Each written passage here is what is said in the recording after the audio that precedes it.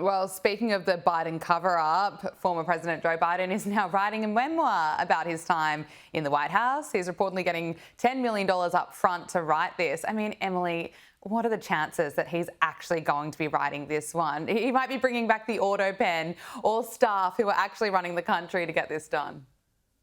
Well, memoir is, of course, a derivative of the word remember. And I have a very hard time. I have a very hard time believing that Joe Biden's memories of his time as president of the United States are detailed and vivid enough to constitute a really compelling memoir without someone else filling in a lot of the blanks for him. And I'm sure that's about what we're going to see. He's right now ailing from, I believe, stage 4 cancer, very serious cancer diagnosis. Yeah. So, I mean, it's actually always just makes me sad. I mean, it makes me mad on behalf of the country, but it makes me sad also for him to just see him try to build this legacy after serving in office, trying to run again and dividing the country so much over what was obvious for everybody to see. Yeah, I agree with you. It is so sad, and I think the people around him, including his family members, have a lot to answer for. I want to ask you about an incident that took place in the United States this week. There was a horrific attack in Cincinnati where vision went viral of thugs attacking 2 people just in the streets. You know, a vision that was horrific. We decided not to play it. Now, Cincinnati Chief of Police, she held a press conference where she unleashed on the media and those posting on social media about it. Take a listen. Social media and journalism and the role it plays in this incident. And yes, guys, that's you. That is you. Social media, the post that we've seen, does not depict the entire incident. That is one version of what occurred.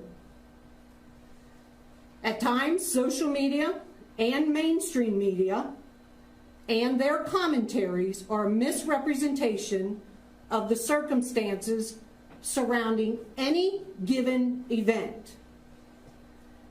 What that does, that causes us some difficulties in thoroughly investigating the activity. Emily, I just find this bizarre that the blame is for this attack in a way is getting put on the people who filmed it and shared it on social media. It's also wild that she's blaming the media there because I noticed that there was really a lack of coverage when it came to this event. It took the mainstream media quite a long time to actually cover this.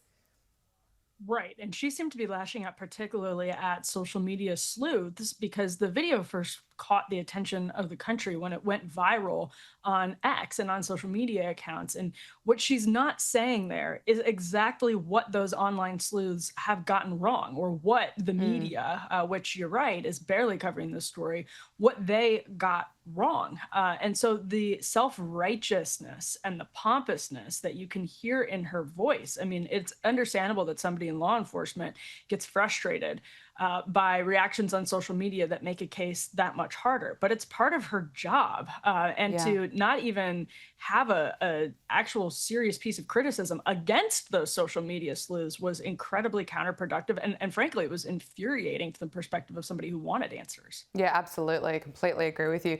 Finally, Katy Perry has been spotted back from space out on a dinner date with Canada's former Prime Minister Justin Trudeau. TMZ has released photos of the American singer grabbing dinner with him in Montreal. Look, neither of them are very popular. What's the reaction to this been? I think she's still in space. She's still up there enjoying it on her dream date with Justin Trudeau. Well, yeah, I mean, listen, they both are sort of recently separated, divorced. It's incredibly strange, but not surprising, because I think they're both people who enjoy the limelight, that they would be finding solace in other celebrities. So I'm excited to see where this goes. I bet it's going somewhere. They stopped at the park apparently before this date, so it seems like it might have some legs. And Justin Trudeau, I mean, he's got more time on his hands now, so he certainly could give her some attention. Emily Jashinsky, host of After Party with Emily Jashinsky, thank you so much for joining us on Power Hour. Great to speak to you again. Thank you. Appreciate it.